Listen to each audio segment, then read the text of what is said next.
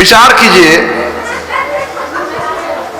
कि दूत होना चाहिए तो हनुमान जी के जैसा होना चाहिए कि नहीं होना चाहिए।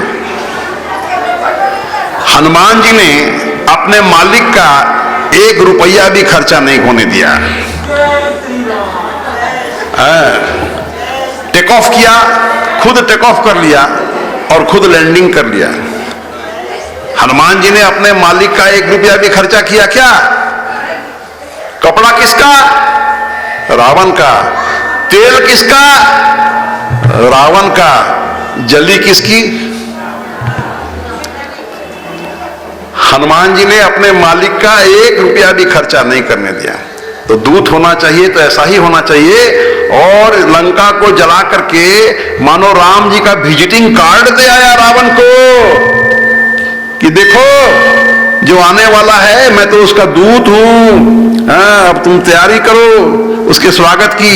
ये जो लंका जलाया एक तरह से मानो विजिटिंग कार्ड दे दिया। तो लीडर होना चाहिए तो हनुमान जी के जैसा, दूत होना चाहिए तो हनुमान जी के जैसा, सेवक होना चाहिए तो हनुमान जी के जैसा। क्यों? 1 पैसा खर्चा नहीं करने दिया राम जी को, खुद टेक ऑफ कर गए और खुद लैंडिंग कर गए और लंका जला दिया, उसमें भी 1 पैसा मालिक का खर्चा नहीं होने दिया। क्यों?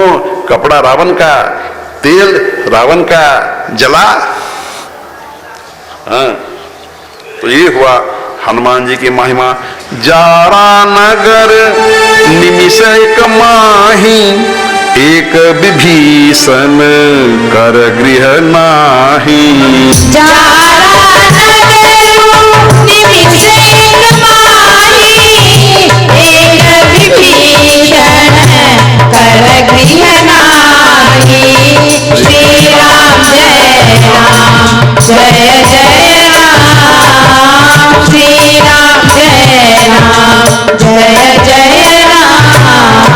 और इस तरह से लंका जला करके और अपनी पूंछ की आग बुझाने के लिए समुद्र में हनुमान जी कूदे हैं और आग बुझाई है। और फिर छोटा सा रूप बना करके और पुनः अशोक वाटिका में सीता माता के समक्ष खड़े हुए हैं कि हे माँ, अब मैं लौट के जा रहा हूं प्रभु श्री राम जी के पास, आप मुझको कोई निशानी दो और कोई संदेश भी दो।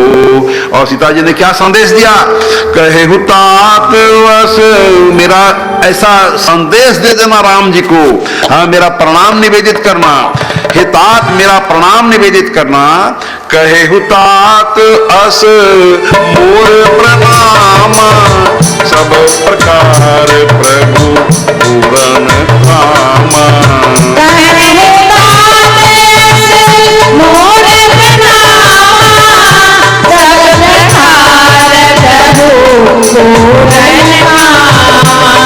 दीन दयाल बिरद संभारी, हरहु नाथ मम संकट भारी।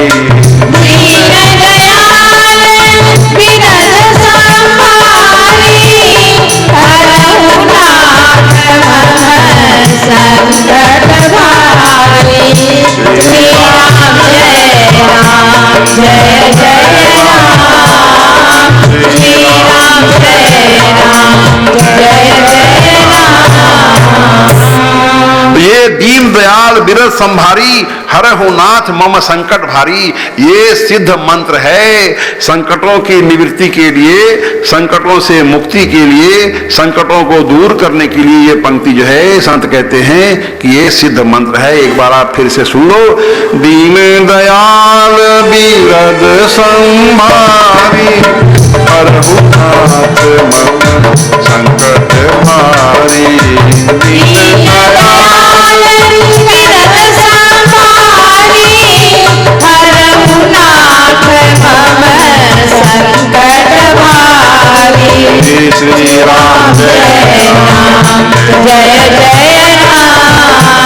श्री राम जय राम, जय जय राम। सीता जी ने अपना चूड़ामणि उतार के दिया है। जिस तरह से राम जी ने मुद्रिका दी थी, अब सीता जी ने चूड़ामणि उतार के दिया है। और चूड़ामणि लेकर के और आकाश मार्ग से हनुमान जी वापस इधर लौट के आए हैं। और हनुमान जी आए हैं, सब बानर भालुओं में बहुत आनंद छा गया है। जामवन जी, हनुमान जी, अंगद जी, नल नील आदि बहुत आनंदित हैं और सबों ने खूब जम करके फल खाया है। सुग्रीव का पर्सनल बगीचा था, मधुवन नाम था उसका। तो सुग्रीव का पर्सनल बगीचा बहुत बढ़िया बगीचा था, बहुत सारे फल फूल लगे हुए थे। अब हनुमान जी आदि गए हैं, खूब तोड़ फोड़ मचाया है और जितना खाया उससे बेसी पेड़ तोड़ा है। और फिर उसके बाद उसके रखवाले लोग गए हैं सुग्रीव के पास में शिकायत करने के लिए कि देखिए युवराज अंगद जी के नेतृत्व में और कितना बानर भालू लोग सब तोड़ फोड़ मचा रहा है।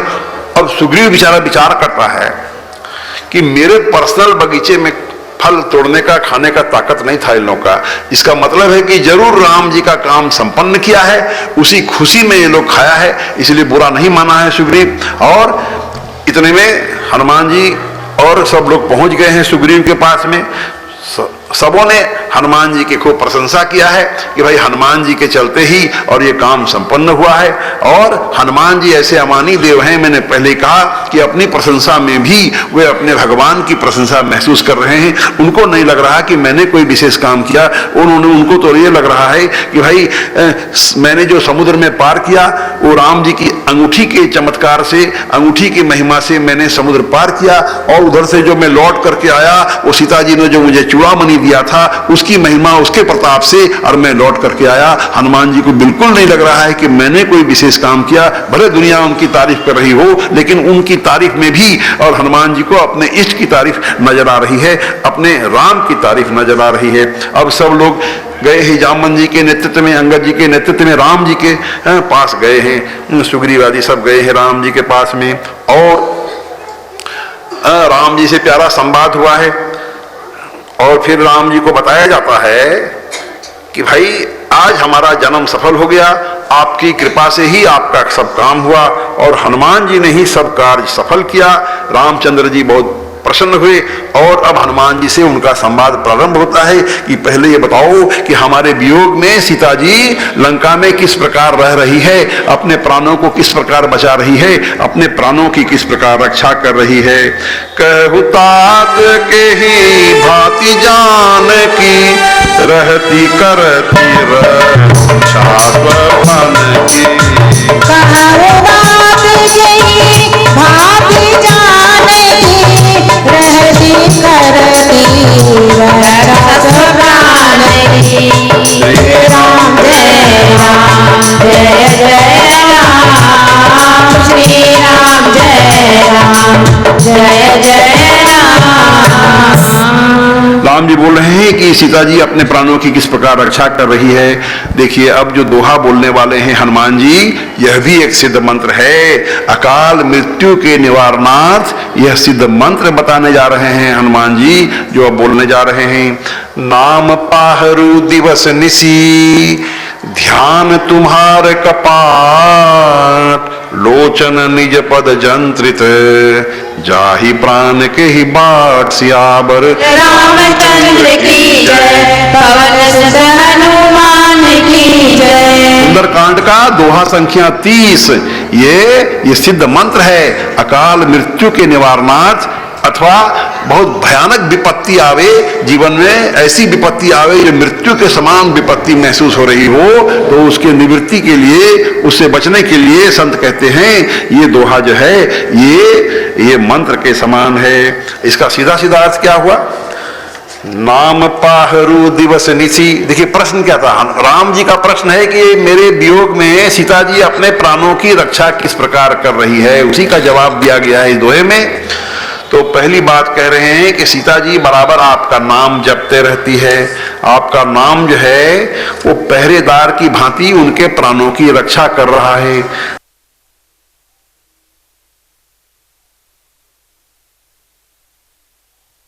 कि मानो दो पहरेदार के भांति और दरवाजे पर खड़ा है, उनके प्राणों की रक्षा करने के लिए खड़ा है। और ध्यान तुम्हारे कपाट, और तुम्हारे ध्यान में बराबर डूबी रहती है, यानी घर का दरवाजा बंद है। और लोचन निज पद जंत्रित, उनके नेत्र जो हैं, सीता जी के नेत्र जो हैं अपने पैरों में ही हमेशा लगे रहते हैं, अपने पैरों को ही देखती रहती है, मानो कि भाई पैरों में जंजीर बंधा है और उस पर एक ताला लटका हुआ है। तो जाहि प्राण के ही बाट, उनके प्राण निकलेंगे तो निकलेंगे कहां से?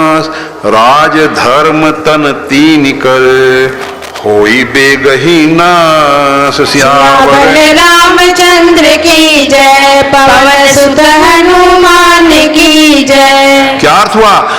विभीषण समझा रहा है कि जो आपके मंत्री हैं, कोई भी मंत्री या सलाहकार, वैद्य और गुरु, यदि ये तीन अप्रसन्नता के भय से या किसी प्रकार के लाभ की आशा से और हित की बात न करके ठाकुर सुहाती बात करें, यानी प्रिय बोलें, आपको जो प्रसन्न हो, जिससे आप प्रसन्न हो रहे हो ऐसी बात कहे, तो क्या होगा?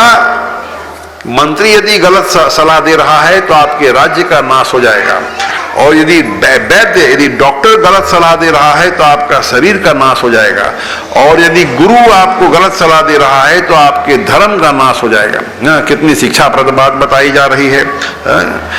लेकिन वो नहीं मान रहा है, रावण नहीं मान रहा है, तो अंत में विभीषण देखिए क्या समझाता है, कितनी अच्छी बात बोलता है, हमारे आपके लिए भी उपयोगी है, ऐसी बात बोल रहा है।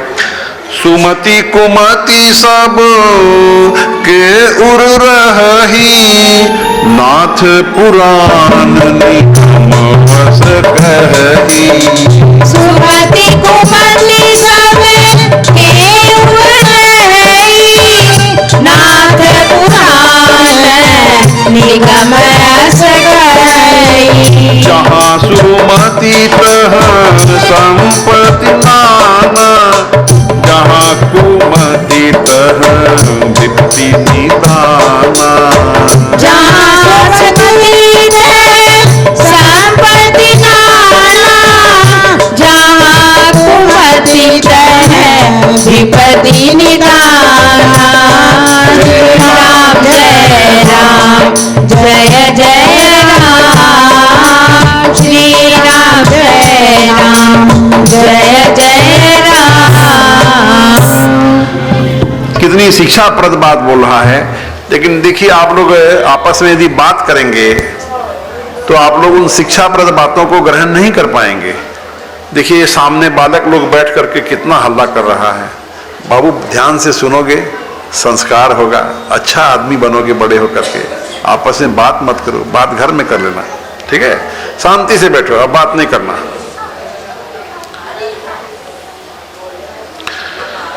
तो कितना तो शांति बनाए रखिए, शांति से सुनिए, बात को ध्यान से सुनिएगा तो ज्ञान बढ़ेगा आप लोगों का, बड़े होकर के अच्छे आदमी बनिएगा जिंदगी में। इसलिए ध्यान से सुनिए, कितनी अच्छी बात बोली जा रही है। तो यहां विभीषण समझा रहा है राम जी को, रावण को, कि सुंदरमति, सुमति और कुमति, खराब मति सबके भीतर में रहती है। सुमति कुमति सब के उर रही, नाथ पुराण निगम वस कही। सुमति कुमति सब के उर रही, नाथ पुराण निगम वस कही। जहाँ सुमति तह संपत्ति नाना, जहाँ कुमति तह विपत्ति निदाना। जहाँ सुमति तह संपत्ति नाना, जहाँ कुमति तह विपत्ति निदाना। श्री राम जय राम, गाइए ना, श्री राम जब गा रहे हैं, आप लोग भी गाइए श्री राम। श्री राम जय राम, जय जय राम। ये श्री राम जय राम जय जय राम जो हम लोग गाते हैं, यह भी सिद्ध मंत्र है। ये आपका जीवन मंगलमय होगा यदि ये मंत्र गाइएगा, तो बहुत पावर है इस मंत्र के अंदर में। इसलिए जब हम लोग गावें, कृपया आप लोग गाइएगा। अच्छा, विभीषण देखिए कितनी दुर्लभ बात समझा रहा है, कितनी अद्भुत बात समझा रहा है कि सभी के हृदय में अच्छी बुद्धि भी रहती है और खराब बुद्धि भी रहती है। हाँ, ऐसे वेद पुराण उपनिषदों में लिखा है, हमारे महान ग्रंथों में लिखा है कि भगवान ने जो हम मनुष्यों को बनाया है, हम सभी के हृदय में अच्छी बुद्धि भी है और खराब बुद्धि भी है। तो जहाँ अच्छी बुद्धि का प्रभाव प्रबल होता है, वहाँ जिंदगी में बरकत होती है, आनंद होता है, नाना प्रकार की संपत्ति आती है। इसलिए अच्छी बुद्धि में रहना चाहिए, खराब बुद्धि को हावी होने नहीं देना चाहिए, खराब बुद्धि को दबा के रखना चाहिए। जहां सुमति, जहां सुंदर मति है, तह संपत्ति नाना, जहां कुमति तह विपत्ति निदाना, जहां संपत्ति नाना, जहाँ कुमति विपत्ति निदाना। तो जहां सुंदर मति होती है घर में, परिवार में, व्यक्ति में, वहां आनंद ही आनंद छाया रहता है, सुख संपत्ति आती है। और जहां परिवार में, व्यक्ति में कुमति हावी हो जाती है, सबके अंदर में खराब मति दौड़ने लगती हो, तो वहां रोजे नाना प्रकार की विपत्ति ही आती रहेगी। इसलिए परिवार में, घर में आनंद चाहते हो, सुख सुविधा चाहते हैं हम और आप, तो सुंदर मति से ही को ही प्रबलता पूर्वक अपने अंदर हावी होने दीजिए, कुमति आप पर हावी न हो। ये विभीषण समझा रहा है राम जी को, रावण को, लेकिन मानो हम सबों को समझाया जा रहा है। लेकिन रावण नहीं माना है, विभीषण का अपमान किया है, लात मारा है उसको, और ये भगा दिया है उसको अपने दरबार से कि जाओ मेरे शत्रु को ही तुम नाना प्रकार का ज्ञान दो, बुद्धि दो, और मेरे को ज्ञान की दरकार नहीं है, मेरे को ज्ञान मत बखारो, मेरे सामने ज्ञान मत दो। इस तरह से अपमान करके और विभीषण को निकाल बाहर किया है। विभीषण अपने चंद साथियों के संग में आकाश मार्ग से और अब राम जी के शरण में आता है। और विभीषण को आया देख करके बानर भालुओं ने उसको पकड़ लिया, कैद कर लिया। रावण का जासूस लगता है, रावण का भाई लगता है, जरूर कोई जासूसी करने के लिए आया है, पकड़ के ले गए राम जी के पास। हाँ, अब क्या किया जाए? तो राम जी ने अपना सिद्धांत बताया यहाँ, फिर अपना स्वभाव बताया।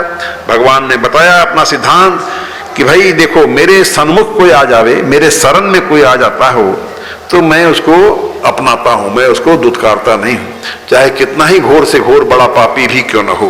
सन्मुख होई जीव मोहि जबहि, जन्म कोटि अघ नास ही तबहि। सन्मुख होई जीव मोहि जबहि, जन्म कोटि अघ नास ही तबहि। राम जी कहते हैं कि कोई भी मेरे शरण में आ जाता है, चाहे वो बड़ा से बड़ा पापी ही क्यों न हो, मैं उसके करोड़ों जन्मों के पाप को दूर कर देता हूं। और आप जानते हो कि जो सुख और दुख हम और आप पा रहे हैं, जो वो अपने पाप और पुण्यों के प्रभाव से ही हम और आप सुख या दुख पाते हैं। और यदि भगवान हमारे पापों को दूर कर देंगे तो हमारे दुख भी दूर होने चाहिए कि नहीं होने चाहिए? विचार आप करते चलिएगा। यदि पाप हमारे दूर हो गए तो हमारे जीवन से दुख भी तो भाग जाएगा। और आगे भगवान कहते हैं कि निर्मल मन जन सो मोहि पावा, मोहि कपट छल छिद्र न भावा। निर्मल मन जन सो मोहि पावा, मोहि कपट छल छिद्र न भावा। इस तरह से भगवान ने अपना सिद्धांत बताया और अब भगवान अपना स्वभाव बता रहे हैं। और मैंने पहले ही कहा था कि यदि किसी भी आदमी का, चाहे वो कितना ही बड़ा आदमी हो या भगवान ही क्यों न हो, यदि उनका सिद्धांत आप जान लोगे, स्वभाव जान लोगे, तो उससे डील करना सरल हो जाएगा, उन लोगों से व्यवहार करना सरल हो जाएगा। तो यहाँ भगवान ने अपना सिद्धांत बताया अभी, और अब तुरंत भगवान अपना स्वभाव भी इस तरह से बताने जा रहे हैं कि सुनो, मेरा स्वभाव जो है वो संत महात्मा लोग जानते हैं मेरे स्वभाव को। जो नर होई, स्वभाव बता रहे भगवान, जो नर होई चराचर द्रोही, आवे समय शरण तकी मोही। जो नर होई चराचर द्रोही, आवे समय शरण तकी मोही। भगवान कह रहे हैं कि मेरा स्वभाव सुन लो, बड़ा से बड़ा पापी भी क्यों न हो दुनिया का, यदि वो अपने पापों से भय खा करके आवे सभय माने भयभीत होकर के, और शरण तकी मोही, मेरे शरण यदि आता है और चार चीजों को छोड़ करके यदि आता हो तो मैं उसको साधु के समान पवित्र कर देता हूं। तजी मद मोह कपट छल नाना, करऊं सत तेहि साधु समाना। तजी मद मोह कपट छल नाना, करऊं सत तेहि साधु समाना। श्री राम जय राम जय जय राम, श्री राम जय राम जय जय राम। और क्या क्या चीज छोड़ करके आने भगवान बोल रहे हैं? एक तो अपने पापों से भय खा करके आवे, और चार चीज त्याग करके आवे। मद, मोह, कपट और नाना प्रकार के छल यदि छोड़ करके आवे, मेरे शरण में आवे, तो मैं उसको साधु के समान बना देता हूं। ये भगवान ने अपना स्वभाव यहां बताया है। और इस तरह से और विभीषण को अपने शरण में अपना लिया, स्वीकार कर लिया है। अब समुद्र से भगवान बोल रहे हैं रास्ता दो। समुद्र की विनती करते हुए 3 दिन बीत गए, लेकिन समुद्र की ओर से कोई प्रतिक्रिया नहीं, कोई जवाब नहीं, कोई हलचल नहीं। तब राम जी क्रोध करते हैं कि लाओ मेरा अग्निबाण लाओ, मैं अग्निबाण चला करके समुद्र को सुखा दूंगा, और समुद्र सूख जाएगा तो हम लोग सेना समेत पार हो जाएंगे। लक्ष्मण जी लाए धनुष बाण कि मैं इसको सुखा दीजिए। अभी अब भगवान ने बाण संधान किया कि मैं इस बाण से समुद्र को सुखा दूंगा। क्रोधित हो गए भगवान, समुद्र डर गया। तुरंत ब्राह्मण के भेष में और समुद्र देव जो है वो मोती, हीरा मोती आदि लेकर के थाल में और प्रकट हुआ, भगवान के सामने उपस्थित हुआ, भगवान के चरणों को पकड़ करके और क्षमा मांगा। और ये अपनी सफाई में बोलता है समुद्र देव कि देखिए भगवान, आपने सब दुनिया बनाई और सबकी मर्यादा आपने तय कर दिया, सबके लिए कानून बना दिया, नियम बना दिया, व्यवस्था बना दिया। आपने मुझको ये तो नहीं बोला कि कोई तुमसे रास्ता मांगे तो तुम फट जाओ, रास्ता दे दो। ऐसा तो मेरी मर्यादा नहीं है, ऐसा तो मेरा कानून नहीं है। और आप ऐसे मालिक हो, आप जो चाहो करो, लेकिन ऐसा तो आपने मेरा कानून नहीं बनाया। और समुद्रदेव अपनी सफाई में इस प्रकार कहता है, ढोल गवार शूद्र पशु नारी, सकल ताड़ना के अधिकारी। ढोल गवार शूद्र पशु नारी, सकल ताड़ना के अधिकारी। पिछले साल की कथा में ये पंक्ति आई थी, तो हमने अपनी लिखी हुई पुस्तक बांटी थी। यहाँ आप लोगों में से बहुत लोगों के पास होगी ये पुस्तक। ढोल गंवार शूद्र पशु नारी, सकल ताड़ना के अधिकारी। ये समुद्र देव ने कहा राम जी से। और इसकी व्याख्या 22 पंक्तियों में मैंने इसकी व्याख्या किया था, 22 पेजों में, पृष्ठों में, पन्नों में, और उसकी एक पुस्तक छपाई थी, आप लोगों को पिछले साल मैंने दिया था। और इस पंक्ति से किसी को भी गलतफहमी नहीं होनी चाहिए। ये मत सोचिए कि तुलसीदास जी ने नारी का अपमान किया। ढोल गंवार शूद्र पशु नारी, सकल ताड़ना के अधिकारी। नहीं, ताड़ना का मतलब यहाँ मारना पीटना नहीं है। आप ये मत समझो कि मारने पीटने बोल रहे हैं। ये शिक्षा, ताड़ना का अर्थ जो है, मानस में रामचरित मानस आप पढ़ेंगे तो वहाँ शिक्षा दिया हुआ है। ताड़ना का अर्थ शिक्षा है कि भाई ऐसी नारी जो मानो ताड़का के समान हो, जो राक्षसी टाइप की नारी हो, शूर्पणखा टाइप की जो नारी हो, ऐसी जो दुष्ट नारियां हैं उनको शिक्षा दो, उनको प्रताड़ित करो। ऐसा कहा है समुद्रदेव ने। किसी भी प्रकार से नारी का अपमान नहीं किया है। और इस प्रकार समुद्रदेव अब आगे का रास्ता बताता है। ये काम कीजिए भगवान, आपकी सेना में 2 बानर ऐसे हैं, नल नील नाम के, जो किसी भी पत्थर को यदि छू देंगे तो वो पत्थर डूबेगा नहीं और वो पत्थर समुद्र में तैरने लगेगा। तो ऐसा कीजिए, उन लोगों से आप पुल बनवावें और मेरे ऊपर पुल बन जाएगा तो आप सेना समेत पार हो जाओगे। तो इससे मेरी आपका काम भी हो जाएगा और मेरी मर्यादा भी बची रहेगी, मेरी इज्जत भी बची रहेगी, दोनों का काम हो जाएगा। तो इस तरह से समुद्रदेव ने प्रस्ताव दिया है। नाथ नील नल कपि द्यो भाई, लरिकाई ऋषि आशीष पाई। नाथ नील नल कपि द्यो भाई, लरिकाई ऋषि आशीष पाई। जिनके परस किए गिरि भारे, हरि जलधि प्रताप तुम्हारे। जिनके परस किए गिरि भारे, हरि जलधि प्रताप तुम्हारे। जय श्री राम जय राम जय जय राम, श्री राम जय राम जय जय राम।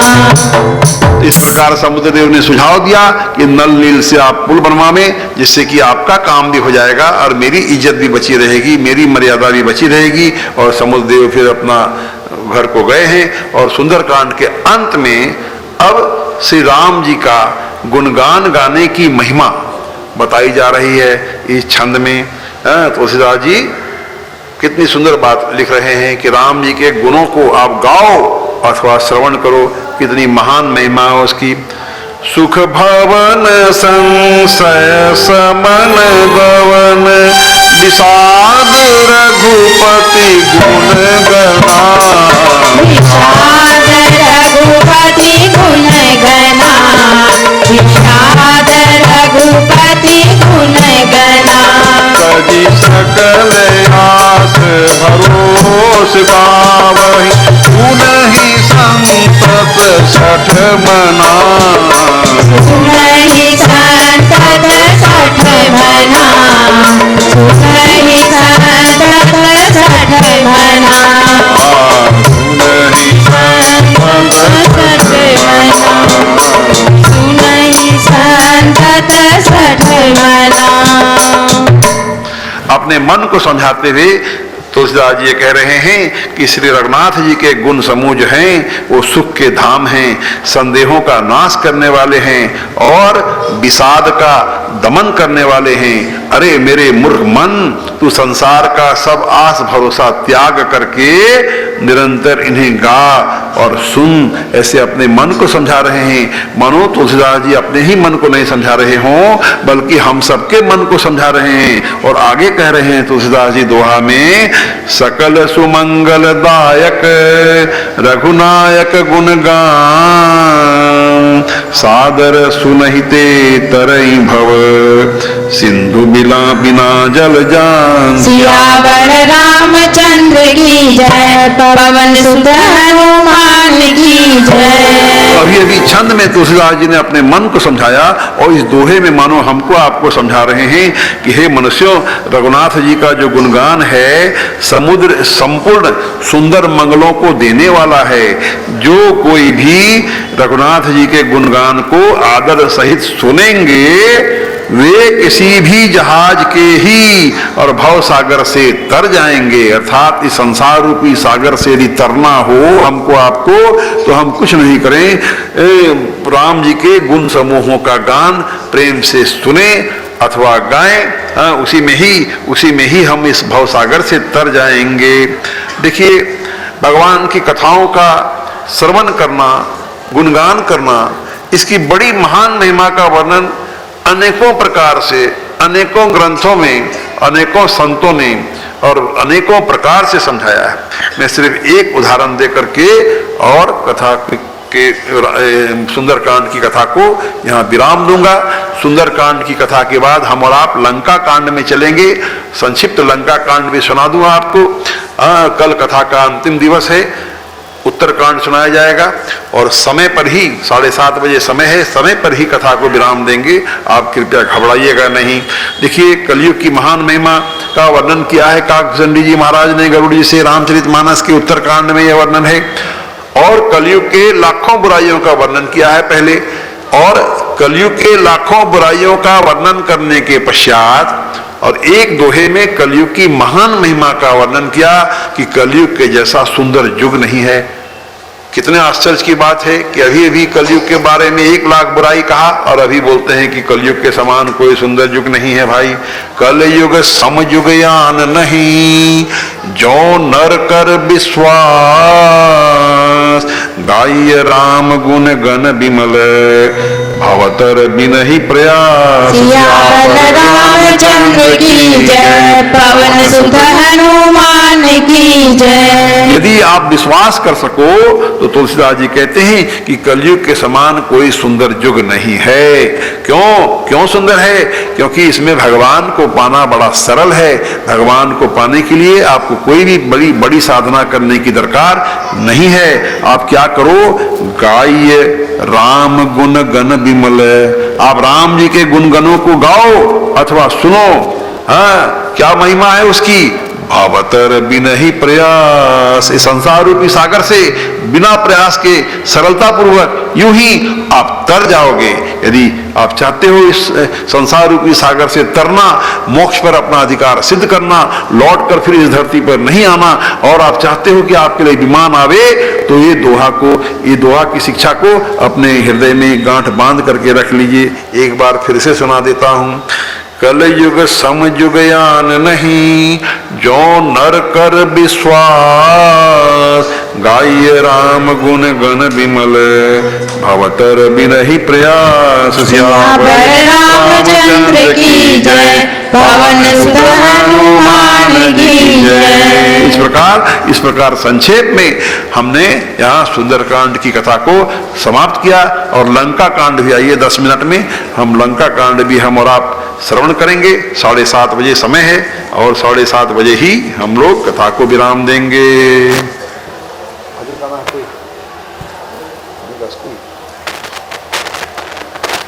भजन गाइएगा। आइए, ये कार्तिक जी हैं, ये भजन गाते हैं। 5 मिनट इनको भजन गाने दिया जाए, जिससे कि हम लोगों को भी थोड़ा आराम मिल जाएगा। फिर लंका कांड की कथा सुनाएंगे। गई तो अब अंगद को भेजा गया है दूत बना करके कि जाओ रावण को समझाओ। यदि अभी भी वो मान जाता है, शरण में आ जाता है, तो उसको और सीता जी को बाइज्जत लौटा देता है, तो ये युद्ध नहीं होगा। तो अंगद गया है, बहुत तरह से समझाने का प्रयत्न किया है रावण को। रावण नहीं माना है, उल्टे अंगद को भड़का रहा है रावण। अरे तुम ऐसे आदमी की सहायता कर रहे हो, तुम ऐसे आदमी के दूध बन करके आए हो जिसने तुम्हारे बाप को मार दिया, बाली का वध किया। तो बहुत तरह से रावण उसको भड़काने का चेष्टा किया अंगद जी को, लेकिन भड़काने नहीं सका। और फिर अंगद जी ने अपना पैर गाड़ दिया रावण की सभा में। अरे मूर्खों, तुम मेरे पैर को हिला तो दो, तो तुम लोग क्या सकोगे हम लोगों से। मैं तो एक तुच्छ बानर हूँ राम जी की सेना का, तुम लोग मेरे पैर को भी नहीं हिला सकते हो। और वो सब पैर हिलाने के लिए, पैर को उठाने के लिए बहुत सारे उनके लोग आए पारापारी से। अंत में रावण आया कि मैं अंगद के पैर को उखाड़ दूंगा, जमीन से हिला दूंगा, लेकिन अंगद ने पैर हटा लिया। अरे मेरे चरण को क्या पकड़ते हो, जाके राम जी के चरणों को पकड़ो तो तुम्हारा मोक्ष होगा, तुम्हारा मुक्ति होगा। इस तरह से बड़ा अच्छा संवाद हुआ है। और फिर अंगद राम जी के पास लौट करके आया है, सब समाचार सुनाया है कि समझौता की कोई संभावना नहीं है। तो अब राम जी ने कहा कि अब आक्रमण करो, अब देरी किस काम की। तो अब राम जी की सेना ने आक्रमण कर दिया है। लंका में युद्ध आरंभ हो गया, भयंकर युद्ध शुरू हो गया और कई दिनों तक यह युद्ध चला है। रोज बानरों की सेना और राक्षसों की सेना आपस में युद्ध कर रही है। बड़े लोग मरते जा रहे हैं, राक्षसों की तरफ के बहुत सारे लोग मरते जा रहे हैं। तो फिर मेघनाथ एक दिन आया है और मेघनाथ से लक्ष्मण जी का भयंकर युद्ध हुआ। मेघनाथ ने शक्तिबान लक्ष्मण जी पर मारा, जिससे लक्ष्मण जी मूर्छित हो गए। और लक्ष्मण जी को मूर्छित होता देख हनुमान जी तुरंत और लक्ष्मण जी को उठा करके, पहले लक्ष्मण जी को उठाने का चेष्टा किया है मेघनाथ ने कि मैं लक्ष्मण जी को उठा करके और रावण के पास, अपने पिता के पास ले जाऊंगा, नहीं उठाने सका। मेघनाथ नहीं उठा सका लक्ष्मण जी को। तो फिर हनुमान जी ने लक्ष्मण जी को उठाया है और उठा करके राम जी के पास लाए हैं। अब सब मीटिंग सिटिंग हो रहा है, विचार विमर्श हो रहा है कि भाई लक्ष्मण जी की मूर्छा कैसे दूर हो, लक्ष्मण जी कैसे स्वस्थ हो, सब चिंता कर रहे हैं। राम जी को भी बहुत चिंता हो रही है। विचार हुआ कि सुसेन नामक वैद्य है लंका में, तो वो यदि आवेगा, वो यदि इलाज करेगा तो लक्ष्मण जी स्वस्थ हो जाएंगे। तो भाई सुसेन को रात्रि का समय हो गया है, अब हनुमान जी गए हैं सुसेन वैद्य को लाने के लिए, तो पूरे घर समेत सुसेन वैद्य को उठा करके ले आए हैं। अब हुआ कि सुसेन वैद्य बोलता है कि सुबह होने के पहले संजीवनी जड़ी ला के दो, जिससे कि मैं इनको स्वस्थ कर दूं, और संजीवनी जड़ी यदि सुबह तक नहीं आएगी तो इनके प्राणों की रक्षा करना मुश्किल है भाई। तो अब हनुमान जी चले हैं संजीवनी जड़ी लाने के लिए। रावण के जासूसों से रावण को पता चला कि इस तरह की घटना हो रही है।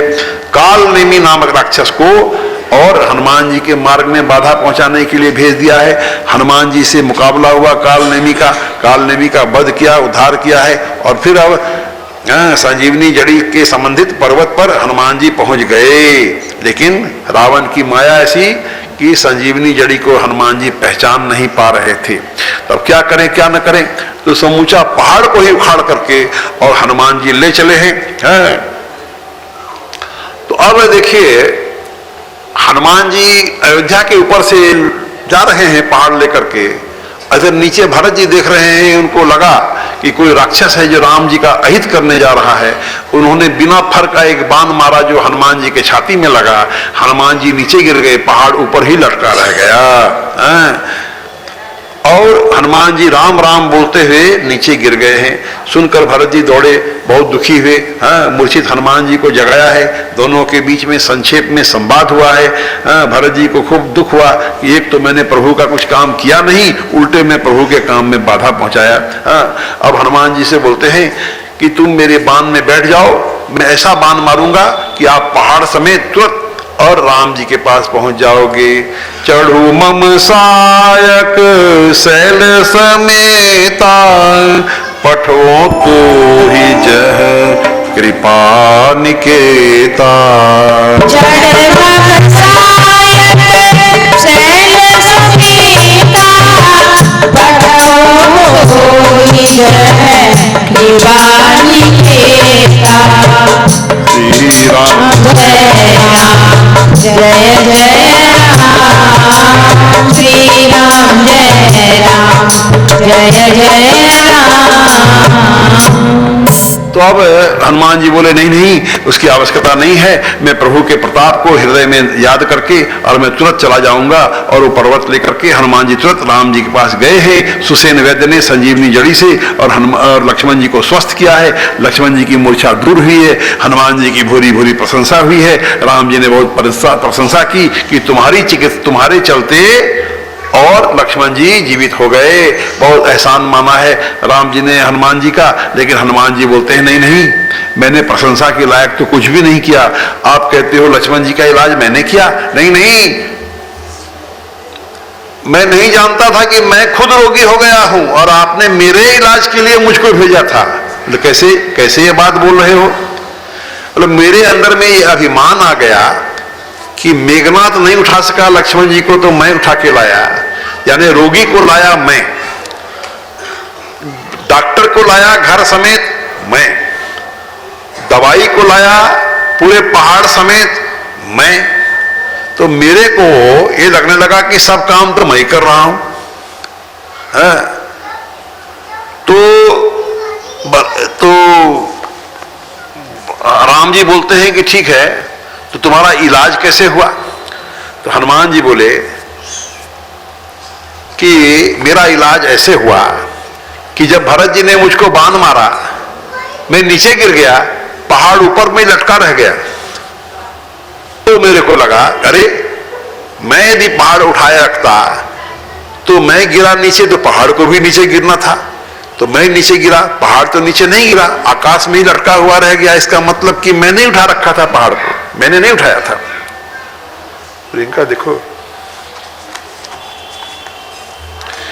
तो हनुमान जी बोले कि भरत जी ने मुझसे कहा कि मेरे बाण पर बैठ जाओ और चढ़ू मम सायक शैल समेता, पठो तो ही जन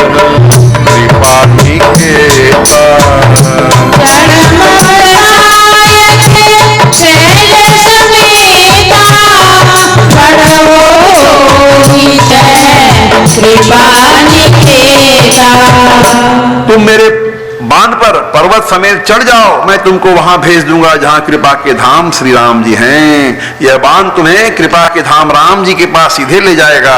तो प्रभु हनुमान जी कहते हैं, हे प्रभु, जैसा बाण मैंने भरत जी के पास देखा वैसा बाण तो मैंने आज तक नहीं देखा है। मैंने मारने वाला बाण देखा, मैंने आग बरसाने वाला बाण देखा, पर्वत की वर्षा करने वाला बाण भी मैंने देखा, जल बरसाने वाला बाण भी मैंने देखा, पर ऐसा बाण जो जीव को ईश्वर से मिला दे, ऐसा बाण तो सिर्फ भरत जी के पास ही मैंने देखा।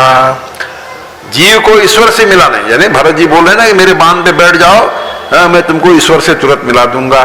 तो जीव को ईश्वर से मिला देने वाला बाण तो मैंने सिर्फ भरत जी के पास देखा। तो भगवान हंसी में बोलते हैं कि हे हनुमान, तो क्या मेरा बाण ईश्वर से नहीं मिलाता है क्या? मैं भी तो किसी को मारता हूं तो उसकी आत्मा मेरे में ही समा जाती है, यानी वो जो जीव जो है जिसको मैंने मारा वो तो मेरे में ही समा जाता है। तो हनुमान जी बोलते हैं, महाराज मिलाता तो है, आपका बाण भी जीव को ईश्वर से मिलाता तो है, लेकिन आपके बाण में और भरत जी के बाण में एक बहुत बड़ा अंतर है। क्या कि आपका बाण मार कर मिलाता है, लेकिन भरत जी का बाण तो जीते जी मिला देता है। श्री राम जय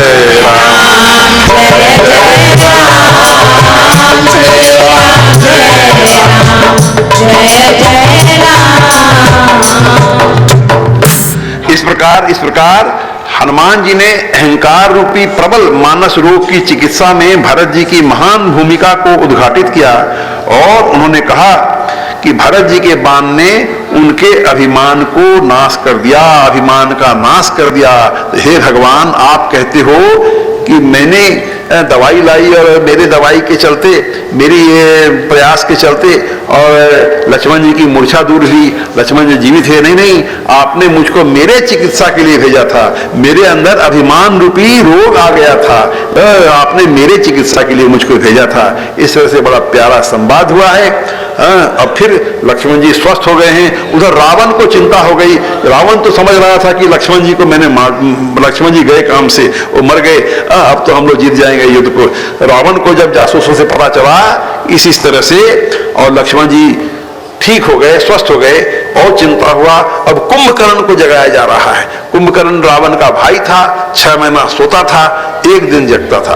बड़े ढोल नगाड़े बजा बजा करके किसी तरह से उसको जगाया गया है। उससे संवाद हुआ रावण का। कुंभकर्ण ने बोला रावण को कि तुमने क्यों व्यर्थ मोल ले लिया, ये भगवान है, तुम समझो बात को। लेकिन नहीं माना है रावण। तो फिर कुंभकर्ण गया है, राम जी से भयंकर युद्ध किया है, और युद्ध में कुंभकर्ण राम जी के हाथों मारा गया है। और फिर लंका में काफी शोक हुआ कुंभकर्ण के मारे जाने से। अब अगले दिन फिर मेघनाथ जाता है, रावण का जो पुत्र मेघनाथ, वो फिर युद्ध करने के लिए जाता है। और इस बार क्या किया कि मेघनाथ ने नागपाश नामक अस्त्र चला दिया और नागपाश से राम लक्ष्मण जी को बांध दिया। लक्ष्मण जी को बांध दिया, और लीला की दृष्टि से भगवान बंध भी गए नागपाश छोड़ने से, और बंधा गए भगवान राम लक्ष्मण बंधा गए। और देखिए शिवजी महाराज माता पार्वती जी को राम कथा सुनाने के क्रम में ऐसा कह रहे हैं दोहा में, गिरजा जासु नाम जपी मुनि काटहि भव पास, सो की बंद तर आवही व्यापक विश्व निवास। सियावर रामचंद्र की जय, पवन सुत हनुमान की जय। हे गिरिजा, जिनका नाम जप जप करके और इसी मुनि लोग जन्म मृत्यु की फांसी तक को काट डालते हैं, वे सर्वव्यापक और विश्व के आधार प्रभु कहीं बंधन में आ सकते हैं क्या? अरे ये तो भगवान की लीला चल रही है। और फिर नारद जी की प्रेरणा से गरुड़ जी आए हैं और राम लक्ष्मण को नागपाश से छुड़ाया है भाई। और फिर अगले दिन फिर मेघनाथ से लक्ष्मण जी का भयंकर युद्ध हुआ। मेघनाथ ने बहुत सारी लीलाएं की, माया किया, लेकिन मेघनाथ नहीं सका इस बार, और लक्ष्मण जी के हाथों मेघनाथ का वध हो गया है भाई। अब रावण, अंत में रावण आता है, और रावण ने भी घोर युद्ध किया है। भगवान राम जो है तीर से रावण का एक एक गला काटते हैं। रावण का 10 मुंडी है, तो काट देते हैं गर्दन, लेकिन फिर नया मुंडी पैदा हो जाता है, फिर काटते हैं भगवान, फिर नया मुंडी पैदा हो जाता है। इस तरह से खेल चल रहा है। अब विभीषण बोलता है कि रावण की नाभि में अमृत का कुंड है, हे भगवान आप इसके अमृत कुंड को सुखा दो, तब इसकी मृत्यु होगी। तो विभीषण ने वो भेद बताया और राम जी ने रावण के नाभि में तीर मारा, नाभि में जो अमृत था उसको सोख लिया और उसके बाद फिर उसका वध किया है। रावण का वध हुआ है। लंका में हाहाकार मच गया है भाई, रावण का वध हो गया, रावण का वध हो गया। और अब रावण का वध हुआ, सब राक्षस लोग का वध हुआ। अब विभीषण को राजा बनाया जा रहा है, लंका का राजा विभीषण को बनाया जा रहा है। और सीता जी को बाइज्जत अशोक वाटिका से और राम जी के पास लाया गया है भाई। और अब राक्षसों का विनाश हुआ। जो रावण हम संपूर्ण ब्रह्मांड को तकलीफ दे रहा था, देवताओं को तकलीफ देता था, सभी देवता लोग आए हैं, राम जी की भूरी भूरी प्रशंसा किया है, राम जी की स्तुति गाई है, या आपने हम लोगों का बहुत बड़ा काम किया, बहुत उपकार किया, राक्षसों से हम लोग त्राहिमाम कर रहे थे, आप लोगों ने, आपने हम लोगों की रक्षा किया। और ब्रह्मा जी यहाँ स्तुति वो गाते हैं भाई, जय राम सदा सुख धाम हरे, रघुनायक सायक चाप धरे।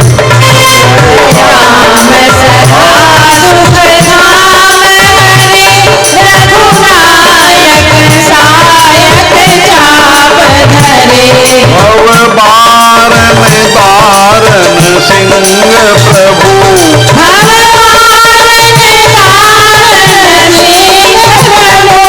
गुण सागर नागर नाथ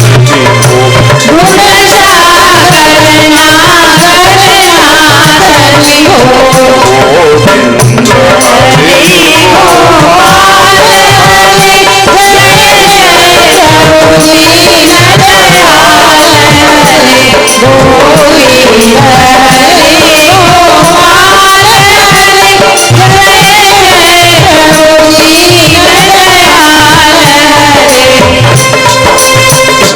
इस प्रकार ब्रह्मा जी ने लंबी स्तुति गाई है। और इस स्तुति के अंत में भगवान से चरणों में रति का वरदान मांगा है कि हे भगवान अपने चरणों का रति दें। मैं बार बार की कथा में, रोजीना की कथा में बोल रहा हूं कि बड़े बड़े लोग जो हैं भगवान से वरदान स्वरूप भगवान के चरणों की रति मांगे हैं, और यहाँ ब्रह्मा जी ने भी भगवान से चरणों की रति का वरदान मांगा है। अब पुष्पक विमान लाया जाता है, पुष्पक विमान में बैठ करके और राम जी अब अयोध्या के लौटने की तैयारी कर रहे हैं, क्योंकि 14 वर्ष का वनवास पूर्ति होने में मात्र 1 दिन बचा था। और यदि राम जी देरी कर देते तो राम जी को भी यह भय था कि पता नहीं भरत जी मेरे वियोग में और प्राण रखेगा न प्राण त्याग देगा। इसलिए विभीषण बोल रहा है, राम जी से खुशामद कर रहा है कि 2-4 दिन आप रहिए लंका में, हम आपका स्वागत करेंगे, सत्कार करेंगे, आतिथ्य करेंगे। हाँ, लेकिन आप हमको मौका तो दें अपने स्वागत करने का, आतिथ्य करने का। लेकिन राम जी बोलते हैं नहीं नहीं, मुझको लौट करके जल्दी जाना है अयोध्या। क्यों? क्योंकि भाई और भरत जो मेरे वियोग में पता नहीं अपने प्राणों को रख सकेगा कि नहीं रख सकेगा। तो पुष्पक विमान लाया गया, उस पर राम जी अपने सेनापतियों के संग में, मेन जो लोग थे उन लोगों के संग में बैठ करके और अयोध्या की ओर प्रस्थान कर रहे हैं, हवा आसमान से, वायु मार्ग से। और नीचे भगवान ने जो लीलाएं की थी, भगवान आए तो थे पैदल, अब लौट रहे हैं मान लीजिए हवाई जहाज से। तो जब आ रहे थे पैदल जो उन्होंने लीलाएं की थी, हाँ, यहाँ केवट प्रसंग हुआ था, यहाँ भरद्वाज जी से मिलना आनंद हुआ था, यहाँ हमने स्नान किया था संगम में, वो सारी जगह जो है अपने मित्रों को आसमान से दिखला रहे हैं भगवान। और इस तरह से दिखलाते दिखलाते और अयोध्या के नजदीक भगवान आ गए हैं भाई। अब अयोध्या के नजदीक पहुंच गए। अब हनुमान जी को बोलते हैं कि जाओ ब्राह्मण के भेष में भरत जी के पास जाओ, उन लोगों को सूचना दो कि मैं कल सुबह में अयोध्या पहुंचने वाला हूं भाई। देखिए, शायद ये भावना रही होगी कि कभी कभी अचानक बहुत बड़ी खुशी की खबर भी यदि सुन लेते हैं हम और आप, तो हृदय पे बहुत बड़ा धक्का लगता है। कोई गम की खबर सुन लेने से भी धक्का लगता है, उसी प्रकार कोई बहुत बड़ी खुशी की खबर यदि आ गई तो उसमें भी आदमी का हार्ट फेल कर जाता है। कभी कभी सुने हैं कि 50 करोड़ का लॉटरी खुला किसी आदमी को, वो उतना बड़ा धक्का लगा कि वो मर ही गया। तो भाई बहुत खुशी होने से भी, खुशी की खबर भी धीरे धीरे देने चाहिए और गम की खबर भी धीरे धीरे देने चाहिए। शायद ये भावना रही होगी तो राम जी ने हनुमान जी को भेजा है। ब्राह्मण के वेश में हनुमान जी गए हैं और भरत जी से मुलाकात हुआ है और समझा बुझा करके ठीक से भरत जी को धीरे धीरे बताया कि भाई राम जी कल आने वाले हैं। और सुन करके भरत जी बहुत खुश हुए हैं। प्रभु हनुमंत ही कहा बुझाई, धरी बटु रूप पर जाई।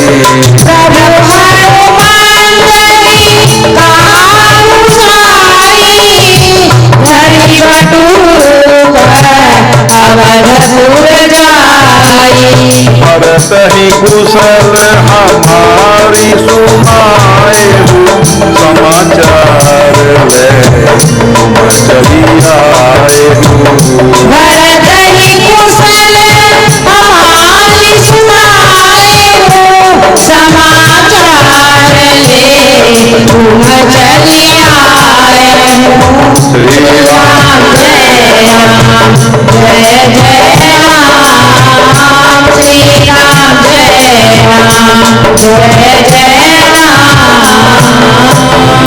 राम। इस प्रकार अब लंका कांड के अंत में तुलसीदास जी ने कहा कि भगवान की जो समर विजय लीला जो है, जो भगवान ने लंका में विजय प्राप्त करी, रावण का वध किया, इस लीला को सुनने की महान महिमा है। और जो लोग इस लीला को सुनते हैं उनको भगवान नित्य विजय देते हैं, विवेक देते हैं और विभूति देते हैं, अर्थात ऐश्वर्य देते हैं। तो भगवान की समर विजय लीला का भी बहुत महान महिमा यहाँ बताया है। और फिर तुलसीदास जी ने अपने मन को भी इस तरह से समझाया है दोहे में, यह कलिकाल मलायतन मन करी देखो विचार,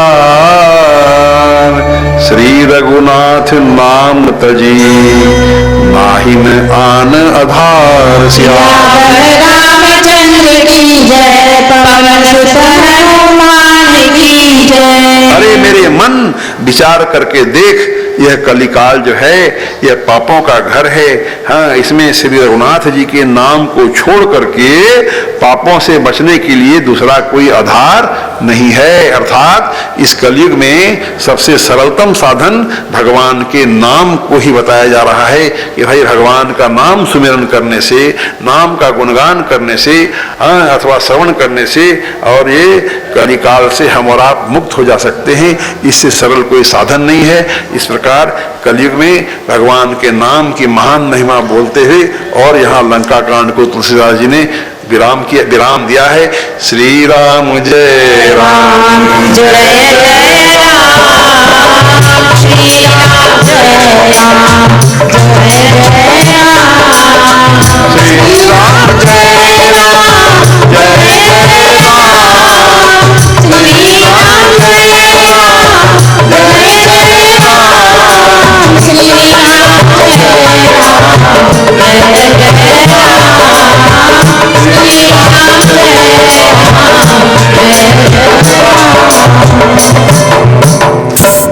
आइए